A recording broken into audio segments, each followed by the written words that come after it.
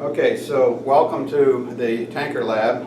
This is the place that we're going to be doing an awful lot of good work in here. Not only are you going to learn how to make liquid cargo flow in a tank and how that's going to affect the ship in many different ways, but you're also going to learn how to become a leader.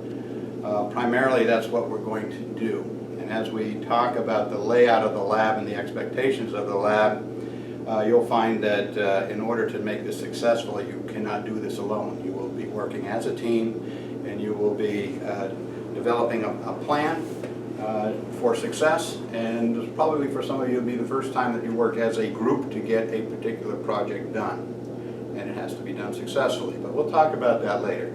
What I want to talk about today is just the basic layout of the lab.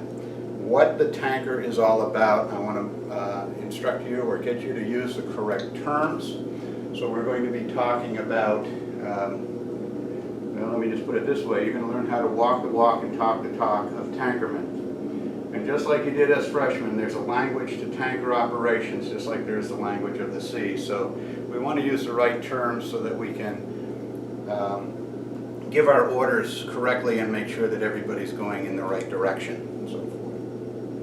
So as you look across the deck here, you'll notice that there's a series of tanks. Now again, tankers, we don't talk about holds, that's dry cargo.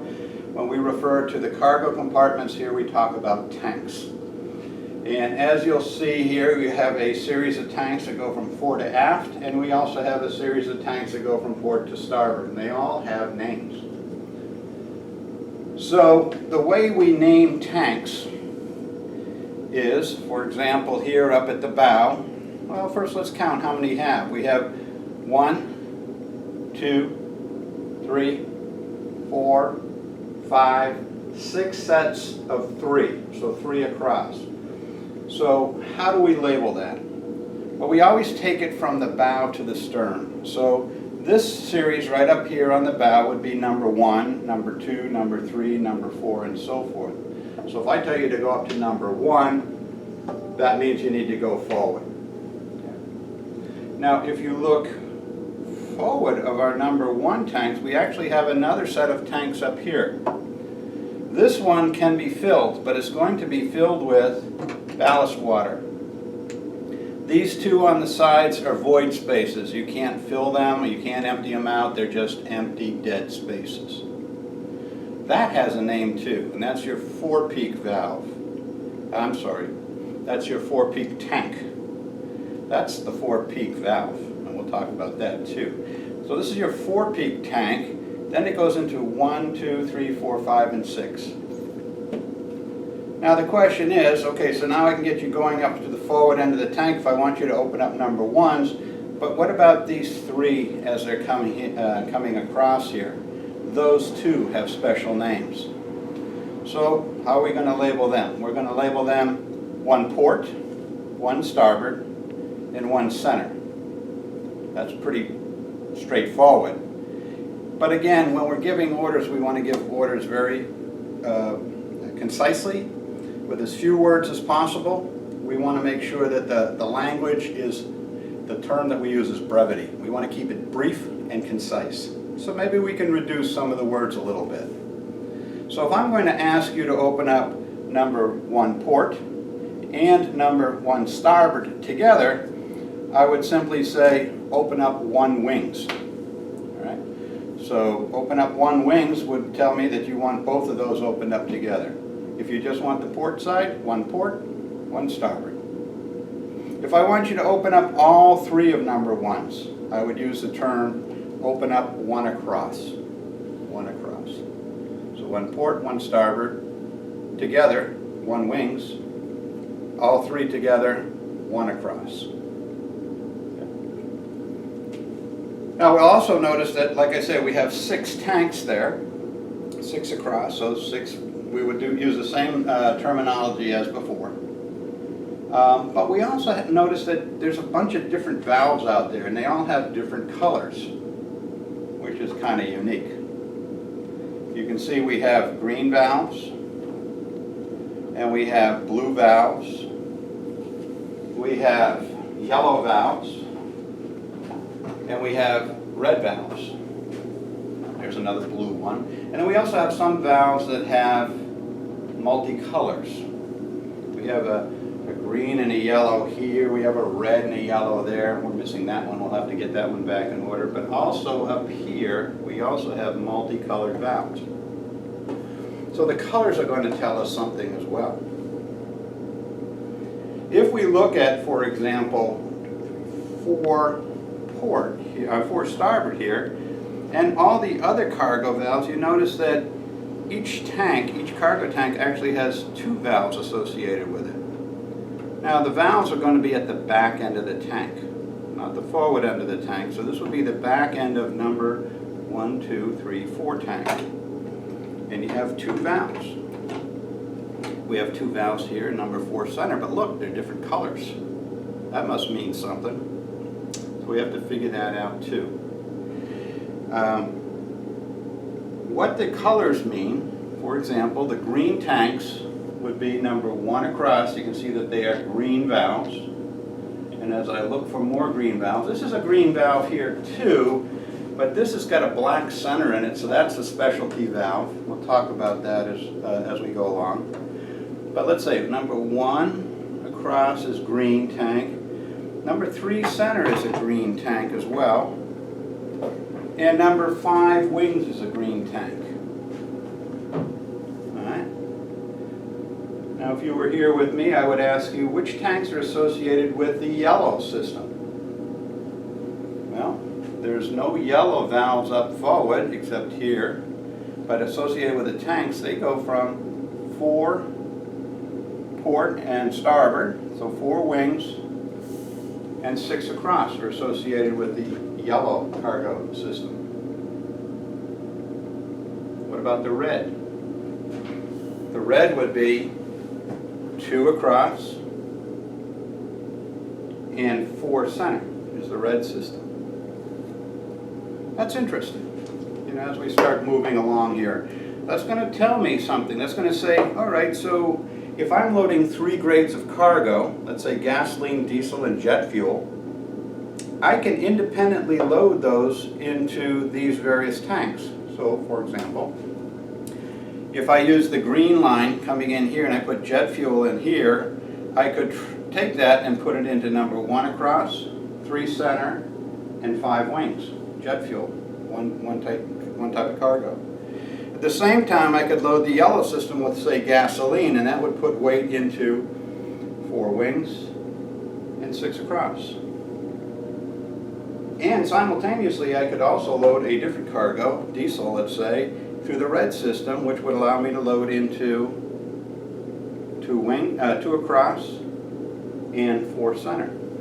So I could have 3 grades of cargo going simultaneously, loading the ship without contaminating, without having any kind of cross-contamination as we go along here, if I manage my valves correctly. Now I want to give you a little history on this tanker before we get too far, and there's a reason for why we put those tanks that way. You know, I know that as far as the student's concerned, they say, well, why don't we just load gasoline into 1 and 2 across, and let's load diesel into 3 center and 4 across, and jet fuel into 5 and 6. Why not do it that way? That's easy. So why would we have it isolated like that? What's the reasoning behind that? And when that comes down to is weight distribution, right? So if we take this stick here, my little pendulum, this is my high-tech stick. I like my stick. And if I take this stick and I find the middle of that stick and I look at and I can determine where on the ship that fulcrum might be. And through history, it tells us the fulcrum's right about here. So this would be the center line. Right here is where anything forward of that is going to tip forward. Anything after that is going to tip towards the stern. So we're going to trim by the stern or trim by the head. So as we look at that and we keep that in mind here, if I were to load the green tanks, which is what? 1 across, 3 center, and 5 wings, what do you think will happen to will the ship be down by the head? Will it go down flat or will it go down by the stern? So I'm going to put a lot of weight. Now this is where your fun physics comes in. You guys all fought your way through physics. Now let's make sense of it. What do we say a moment is? A moment is a foot ton, right? So if I take 1 ton here, right at the center point here, center of flotation, and I put that 1 ton there, it's going to take that ship and drop it right straight down. But if I take that ton and move it forward, let's say up to number 3, for example, what's going to be the effect of the trim on that ship at that point? Well, it's forward here, it's forward to the fulcrum, so it's going to dip down a little bit. What if I take that weight and I bring it all the way up here to number 1? Same 1 ton, much longer distance, you're going to have a much greater arm like that. So if we take that concept and we say, here's the center, there's the weight up there, what do you think the end result would be as far as weight distribution, as far as the trim on the ship is concerned? It's going to take that bow and it's going to drop it way down. Okay?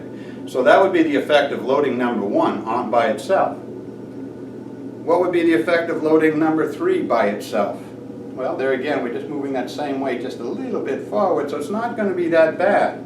It's going to be fairly close to straight down, but it's going to have a little trim by the head. And then we're going to take some of that weight and move it back now to number 5, and we'll be able to counter some of that weight. But the reality is you're going to find is that this moment with those 3 tanks full, it's really going to take it down. This is not going to affect it much. If anything, it's going to bring it even further down. And those 2 tanks back here are going to be weighting it down somewhat, but it's not going to be able to counter that. So chances are if we are loading the green system independently, it's going to load down by the head. Let's take that same concept and look at number 2, or the red system. That would be 2 across and 4 center.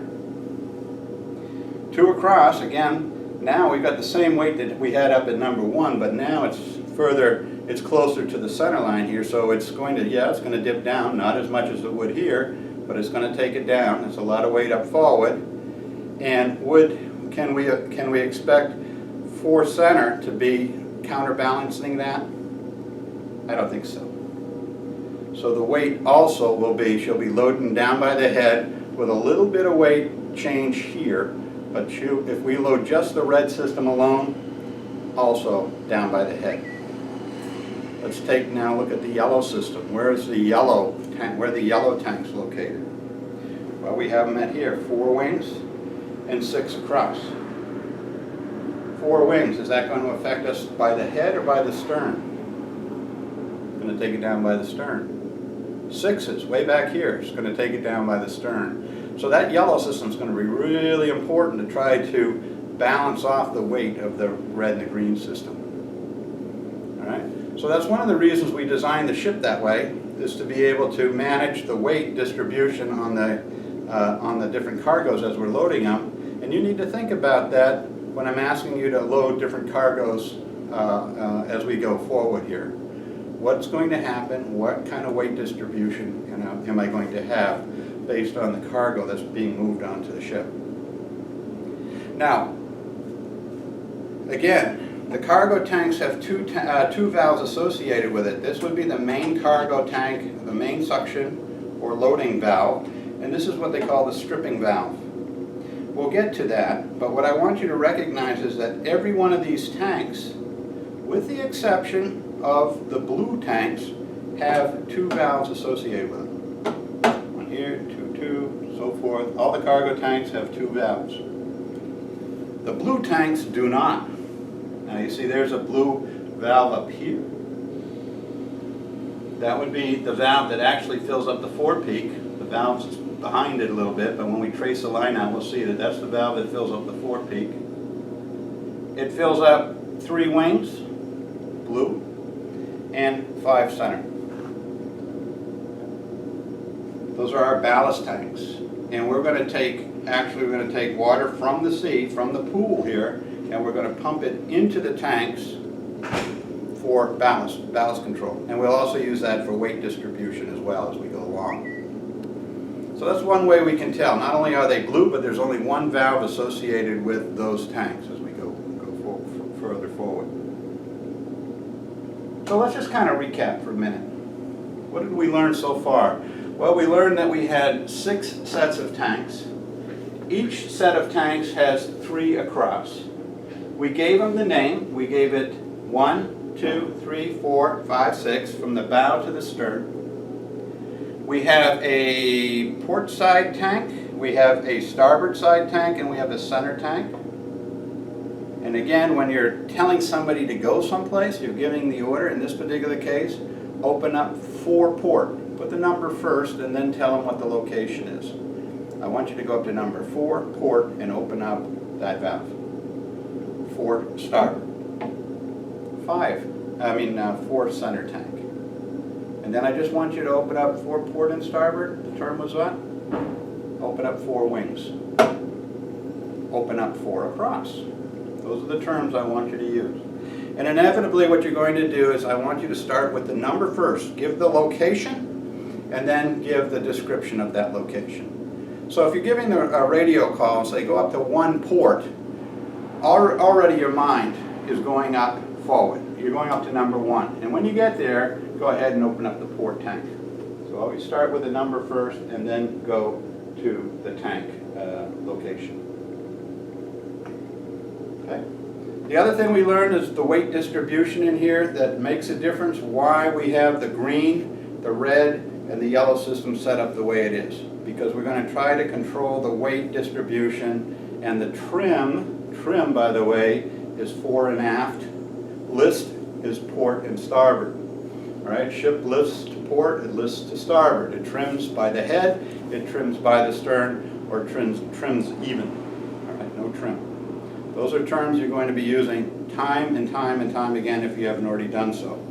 But as sophomores, you haven't had stability yet, but these are terms that you're going to continuously hear about in stability. And here you'll be able to see it on a very basic level as what that weight distribution will do. So when we start to calculate it in the stability class, you'll have a clue. You'll have an understanding as to what it is that we're talking about. Okay. Trim. List. Big difference. Okay, shut it off for a minute.